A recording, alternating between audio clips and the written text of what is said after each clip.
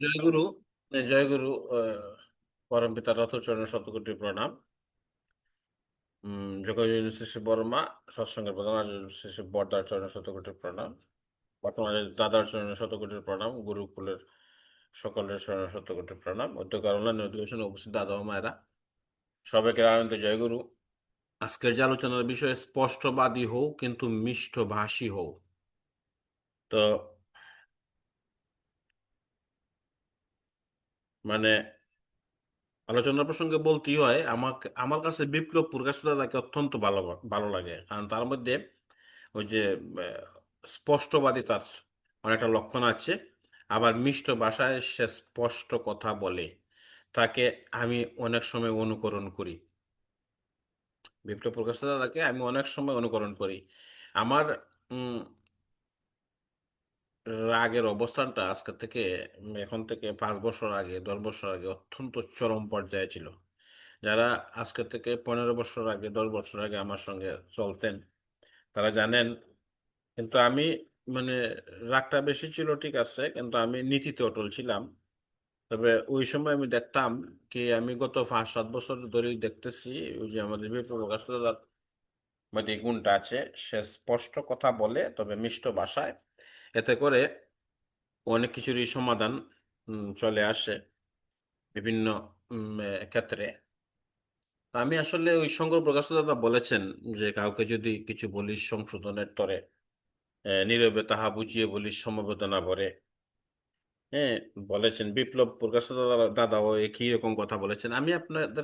আমি একটা কথা বলবো।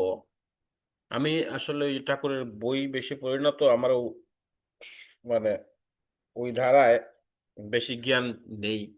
তবে আমি আমার আহ, জীবন ব্যবস্থা থেকে যতটুকু শিখেছি সেই আলোকে বলছি। স্পষ্টবাদী হব, স্পষ্ট কথা বলবো, সব কিছু ঠিক আছে। তবে মনের মধ্যে কিন্তু নিজের ভুল নিজের কাছেই পরিলক্ষিত হয়। নিজের ভুল যখন নিজের কাছে পরিলক্ষিত হয়, তখন ওই ভুলগুলাকে সংশোধন করে করে বচন, তবেই কিন্তু কোনো বাধা থাকবে না। তবেই কিন্তু পথ চলায় কোনো আহ, মানে শত্রু তৈরি হবে না। আমি যা মনে করি আর কি। তো আসলে আমরা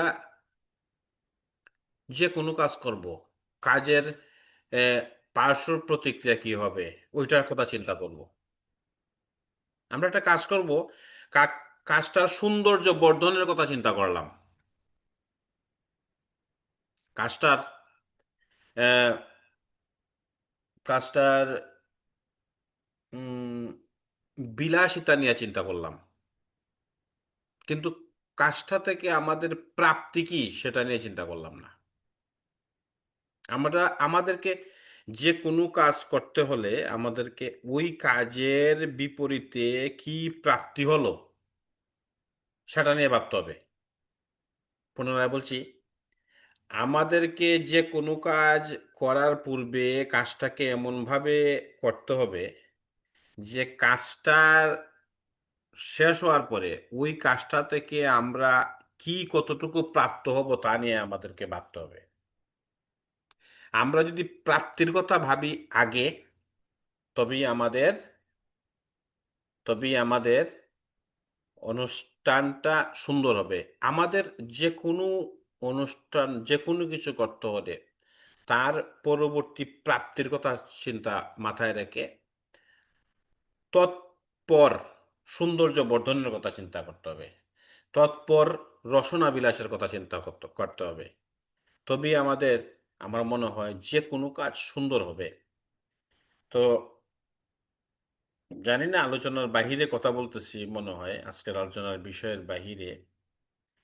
তো ঠাকুর বলেছেন, পড়শি তোমার নিপাত গেল, তুমি বেঁচে সুখ খাবে বুঝি, যাও ছুটে যাও ওদের বাঁচাও, ওরাই তোমার বাঁচার পুঁজি। একটা গ্রামে সব গরিব, অর্থাহারে অনাহারে জীবন অতিবাহিত করতেছে। আর একটা লোক অত্যন্ত ধনী, তার বিশাল বড় অট্টালিকায় এসে বসবাস করে, কিন্তু তার আহ, অত্যন্ত আছে, কিন্তু এই গ্রামের মানুষগুলোর অবস্থান যে এত বেগতিক, ওনার কোনো ভ্রুক্ষেপ নাই। ঠাকুর কিন্তু এগুলো অপছন্দ করতেন। তাই আমরা যে কোনো কাজ করার পূর্বে ঠাকুরের পছন্দের কথা মাথায় রেখে চিন্তা করব। ঠাকুর বলেছেন কি, মানুষ আপন টাকা পর যত পারিস মানুষ ধর।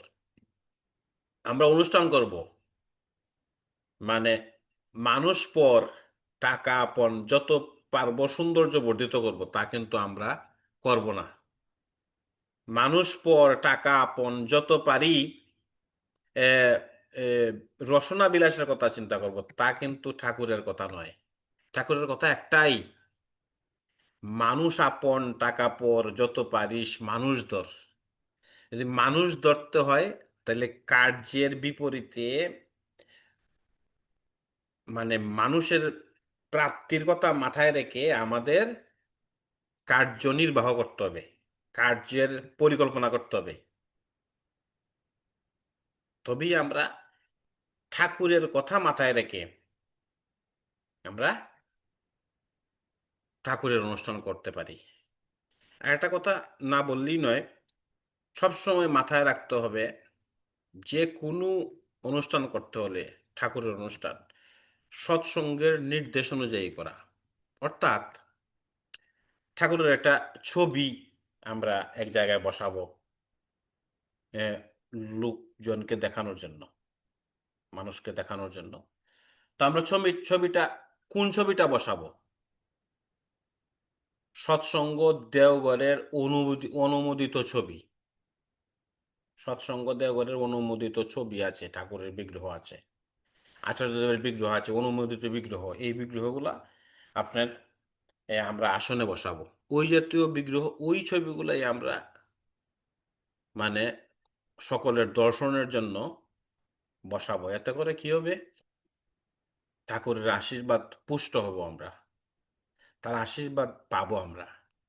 জয়গুরু, মনে হয় একটু বেশি বলে ফেললাম। যদি কোনো ভুল ত্রুটি হয় সবাই ক্ষমা করবেন। তবে আমি মিষ্টি ভাষায় স্পষ্ট কথাই বললাম, কিন্তু যে যতটুকু বুঝার, মানে আমরা সকলে বুঝে নেওয়ার চেষ্টা করব। সবাইকে জয়গুরু। জয়গুরু। আমরা, আমার মনে হয় আলোচনা